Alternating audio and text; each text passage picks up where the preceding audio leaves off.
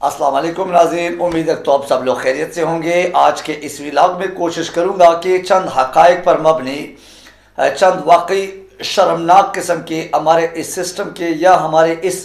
पाकिस्तान जो कि बराए नाम एक जमहूरी मुल्क के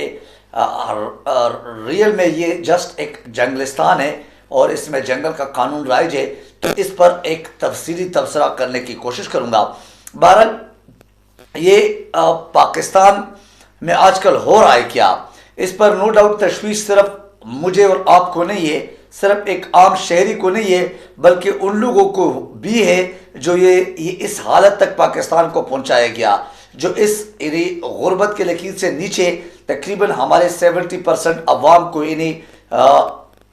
16 से 17 करोड़ अवाम को गुर्बत के लकीर से नीचे धकेल दिया गया, जो कि इस मुल्क को वाकई पाकिस्तान से जंगलिस्तान बनाया गया, जो कि इस मुल्क में सिर्फ और सिर्फ चंद लोगों की मफाद परस्ती, चंद लोगों की अना परस्ती, चंद लोगों की अनाद, चंद लोगों की जो ना वो अपने आप को या अपने पेटी बंद लोगों को बचाने के लिए या अपने मखसूस जो एक करप्ट माफियाज के सोच उनके साथ अपना सोच मैच करते हुए इस मुल्क को, इन अवाम को तबाही के दाने पर लाया। वो खुद भी बेचारे ये यानी माजूर है इस सोचने से भी इवन कि ये हमने किया तो किस लिए किया और हमने अगर किया तो ये क्यों किया। बहरहाल ये वही क़यामत की निशानियों में एक निशानी है कि जो करने वाले उनको भी पता नहीं चलेगा कि मैं क्यों और किस लिए कर रहा हूं, जबकि जिसके साथ हो रहा है उनको भी पता नहीं कि मेरा कसूर क्या, मुझसे क्यों किया जा रहा है। नवाज शरीफ को छोटे छोटे दड़ों के साथ जतवाने का सिलसिला जारी वसारी है। कमाल की बात है, कल का इश्तिहारी, कल का भगोड़ा, कल का चोर, कल का डाकू, कल का पाकिस्तान के हर अदालत, छोटे से छोटे बड़े से बड़े, हर थाने, हर पुलिस, हर इदारे, हर नेब, हर FIA और हर जर्नेल को एक करप्ट और माफिया सोच वाला नवाज शरीफ आज माशाल्लाह पाकिस्तान का बहुत बड़ा लीडर नजर आता है। बहरहाल यही चीज़ें, इसको उतारो, उसको लाओ, इसको लाओ, उसको साइड पे करो, किसको कहाँ से यानी वो सपोर्ट करना है, किसको कहाँ से गिराना है, ये तमाम ट्रेनिंग अगर दिया जाता है और उन इदारों को फिर ये ख्याल हो कि हमारी जो ना इस अपनी सोसाइटी में लोग एक इज़्ज़त एहतराम करे, तो आई थिंक सो ये भी मेरे ख्याल से नाइंसाफ़ी के मुतरादिफ है। मेरे ख्याल से ये भी एक जिससे समझते रहे कि खामख्याली हो सकती है उन लोगों की। पर बैसाखियों के सहारे बड़े लीडर नहीं, बल्कि वाकई इश्तिहारी को मुक़्तदर चंद लोगों का टाउट ही बनाया जा सकता है। ऐसे लोगों को वाकई गीदड़ों का सरदार बनाया जा सकता है। ऐसे लोगों को इस गैरतमंद पाकिस्तानियों का एक लीडर ना समझा जा सकता है और ना बनाया जा सकता है। अलबत्ता मुसल्लत करके या करवा के वो फिर उनको लीडर का नाम दिया जा सकता है। जैसे हमारे पाकिस्तान में बराए नाम सिर्फ नाम नहाद के एक जमहूरियत और एक आइन कानून चल रहा है, इन द सेम वे आपको इस किस्म के लोग मीन्स वो जिससे समझते हैं हमारे ऊपर मुसल्लत करके, जिसे हम कह सकते कि इस वोट को ये पाकिस्तान के अवाम के असल हक है, उसको जो ना वो हाईजैक करके इनको लाया जा सकता है, इनको लॉन्च किया जा सकता है, जो कि मैं तकरीबन हर व्लॉग में कहता हूँ। बहरहाल ये एक अलमिया कह दो या पाकिस्तान के जो हमारे पाकिस्तान के चलाने वाले जो चंद लोग हैं, चंद मुक़्तदर लोग हैं, चंद माशाल्लाह पाकिस्तान के सरजमीन पर खुदा समझने वाले लोग हैं, अपने आप को खुदा समझने वाले, तो शायद उन लोगों का ही ये एक ज़हनियत बन चुकी है, ये एक गेम बन चुका है कि जब चाहे वो 4 साल 5 साल या 8 साल बाद इस किस्म का माहौल बनाए और अवाम को बेवकूफ़ बना के भेड़ बकरियों के अंदाज में कभी इस साइड पे करे तो कभी उस साइड पे करे। जो लोग फजल रहमान और पीपल्स पार्टी में शामिल हो रहे थे चंद अरसा पहले, चंद महीने पहले, उनको नवाज शरीफ के बाप, माँ और बेटी इस तरह के पार्टियों का नाम देकर या इस्टेब्लिशमेंट ही जैसे पार्टी का नाम देकर उन्हीं में शमूलियत कराए जा रहे और उसी का ही एक मिक्स अचार पार्टी दोबारा बनाया जा रहा है आने वाले इलेक्शन में, क्योंकि उस पार्टी से फिर इन्हीं बाप और फजल रहमान और दिस और दैट इस किस्म के जो छोटे मोटे पार्टियाँ हैं, या जहांगीर तरीन या परवेज़ खट्टक के जो चंद चंद 8-8 10-10 सीटों का एक जो है ना एक मैंडेट के साथ असम्बली में अपने ज़मीर फ़रोशी के या ज़मीर के जो ना वो ख़रीदारों के सामने बिठाए जाते हैं, लाए जाते हैं अवाम के नुमाइंदे बनाकर, जो कि रियल में ऐसा नहीं होगा। वो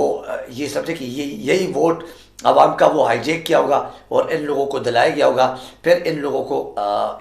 खिसकाना, इन लोगों को साइड पे करना और फिर हुकूमत का तख्ता उलटना ये आसान होता है इन मुक़्तदर लोगों के लिए। इसीलिए छोटे छोटे पार्टियों की दड़े बनाए जा रहे और उनको मिक्सअप करके एक इल्हाक जैसे कह दो, या एक मुश्तरका जैसे पहले पीडीएम था उस तरह की एक हुकूमत बनाया जाएगा, जिसका जिक्र आज बिलावल भुट्टो ने भी किया था कि हम इस किस्म के इल्हाक में, इस किस्म के इत्तेफाक में, इत्तेहाद में यानी मीन्स इनके साथ किसी तरह भी नहीं बैठेंगे और हम इनका हिस्सा नहीं बनेंगे। इससे पहले भी तो मेरे पता नहीं भाई या बहन बिलावल साहब, आप इन्हीं के साथ बैठ के, इन्हीं के साथ मिल के, इसी जो ना नवाज शरीफ को आप ज़िया-उल-हक का बेटा समझते थे, इसी शहबाज शरीफ को पता नहीं आप क्या समझते थे, और ये शहबाज शरीफ, नवाज शरीफ आप लोगों को क्या कुछ बुरा भला कहते थे और बेनज़ीर भुट्टो के साथ क्या कुछ किया था। लेकिन उसके बावजूद भी आप लोग कभी मिसाक जमहूरियत के नाम पे, तो कभी आपको इमरान खान की यानी जो जिसे हम समझते हैं कि इमरान खान के एक नफ़रतों की उस बुनियाद पर आप क्या करते हैं, आप इनके साथ आप और फजल रहमान मिल के इन अवाम के ऊपर उनको यानी अपने दो नंबरी छुपाने के लिए, दो नंबरी आगे बढ़ाने के लिए आप जो ना उनको लाते हैं और हमें अवाम को बेवकूफ़ बनाया जाता है कि भाई अभी हम इनके साथ इलाक़ नहीं कर सकते। असल में आपको ख़ुद अपनी पड़ी है अभी कि कराची के हमारे हाथ से ना जाए, इसी वजह से आप ये नारे लगाते हैं। बिलावल साहब, अगर आपको याद है तो वो सिंध हाउस में जो मंडी लगाई थी वो आपके पापा जान ही थे, वो आपके जो जरदारी एक बहुत बड़ी बीमारी जो इमरान खान ने ख़िताब दिया था उनको, तो उन्होंने ये काम किया था। एनीवे अभी मुल्क में करने वालों को भी हकीकत में ये मालूम नहीं कि क्या हो रहा है और किस तरह इसको कंट्रोल किया जाए, क्योंकि अब अवाम नहीं मानते, अवाम बज़िद है। इमरान खान का आज अगर देख ले अपने अलकादर ट्रस्ट केस के हवाले से, अलकादर यूनिवर्सिटी का जो एक केस है जो कि एक झूठा केस है, एक यूँ समझ ले कि हंसी मजाक का एक केस है, एक मज़े का खेज़ किस्म का केस है। लेकिन उस हवाले से आज समाअत हुई तो जज के साथ 2-4 मिनट का मुकालमा हुआ, बहुत बेहतरीन मुकालमा, यानी हक़ाइक़ पर मबनी लेकिन तल्ख़ अंदाज में और सच्चाई पर मबनी। जज को कहा गया कि आप तो ख़ुद मजबूर है, आप तो ख़ुद यानी मीन्स आप समझे कि एक कैदी है, एक ग़ुलामी के उसमें कैद है, तो आपको तो सिर्फ ऑर्डर दिया गया कि इमरान खान को किसी तरह सज़ा दिलवानी है, किसी तरह उनको यानी बाहर नहीं आने देना है, तो इसी तरह आप तो सज़ा सुनाएंगे। लेकिन ये बताओ कि अलकादर ट्रस्ट मैंने क्या अपने ज़ाती जायदाद या अपने ज़ाती कोई फ़ायदा या कोई अपने उसके पैसे मेरे जेब में मेरे घर आ रहे, या वो आवाम के लिए एक रफ़ाई किस्म का, या आप समझ लो कि जैसे वेलफेयर किस्म का एक ट्रस्ट किस्म का इदारा बनाया गया जिसमें हुज़ूर पाक किस्म के ऊपर और उनकी ज़िंदगी के ऊपर और उनकी जो भी हमारे लिए जो जितने भी हुज़ूर पाक किस्म की मिसालें हैं उन पर रिसर्च करके, तो इस जो यू नो मेरे अल्लाह ताला के साथ हुज़ूर पाक से उनके साथ लगाव है, इसी का एक सज़ा देनी है। तो अगर 1 मिनट के लिए सपोज भी करें इस केस के हवाले से बहुत सारे सबूत भी आपके पास इकट्ठा हो गए, तो आप कैसे इसको साबित कर सकते हैं कि इसमें मेरा कोई ज़ाती फ़ायदा है। अगर आप लोगों में हिम्मत है, ये किसी में अगर वाकई इतनी जो मर्दानगी है या इस किस्म की एक गैरत है, तो जाके सुप्रीम कोर्ट में जो 190 मिलियन डॉलर अमाउंट है वो पड़ा हुआ है, तो वो जाके उनसे ले ले, मेरे मीन्स दरख्वास्त दे सुप्रीम कोर्ट के अकाउंट से लेके हुकूमत के अकाउंट में या हुकूमत के ख़जाने में डाल दे। तो मेरे अकाउंट में या मेरे पास तो इसका कुछ भी नहीं है, न मैंने अपने ज़ात के लिए किया है। बहरहाल अगर अवाम के काम के लिए, अवाम के रफ़ाई काम के लिए मुझे सज़ा दी जा रही है, तो फिर आप ये ना कह लो कि ये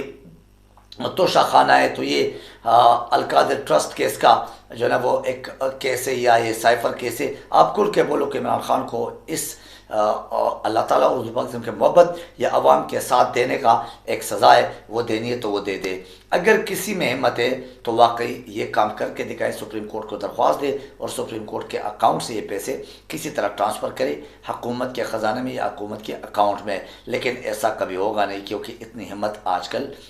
मीज़ जो मैं देख रहा हूँ इमरान खान के अलावा, इमरान खान के हामी लोगों के अलावा किसी और में हो नहीं सकता। बलूचिस्तान के अवाम का सौदा हो चुका है और KPK के अवाम के पीछे लगाए गए लोगों को,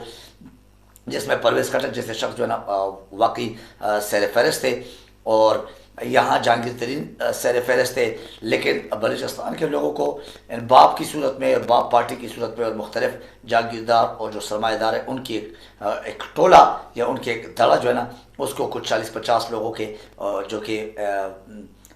इन्हें इलेक्टेड किस्म के लोग हैं या इलेक्टेबल्स हैं, उनको क्या किया गया, उनको नवाज शरीफ के साथ मिला के नवाज शरीफ को किसी तरह इन्हें हमारे ऊपर मुसल्लत करने का एक बेहतरीन प्रोग्राम, एक बेहतरीन प्लान जो है ना वो माशाल्लाह हमारे चंद जो मुख्तदर लोग हैं उनके सोच के मुताबिक एक बेहतरीन ड्रामा इन्हें वो डिज़ाइन हो चुकी है, प्रोड्यूस हो चुकी है। उसका सिर्फ और सिर्फ हमारे सामने एक्टिंग बाकी है, जो कि इलेक्शन के नाम पे ये एक्टिंग भी नज़र आ जाएगा। एनीवे तमाम बातें वाकई बड़े बड़े सवाल या निशान है और सवाल या निशानात है, लेकिन पूछे तो किससे पूछे, बात करे तो किस बिहाव पर करे और किससे इन चीज़ों के बारे में सवालात करे, कौन सुनने वाले और कौन इसका अजाला करने वाले, ये तारीख़ का हिस्सा बन जाएगा। और इस तरह गलतियों से ही ये 76 साल में पाकिस्तान इसी तरह घिसा हुआ पिटा हुआ पाकिस्तान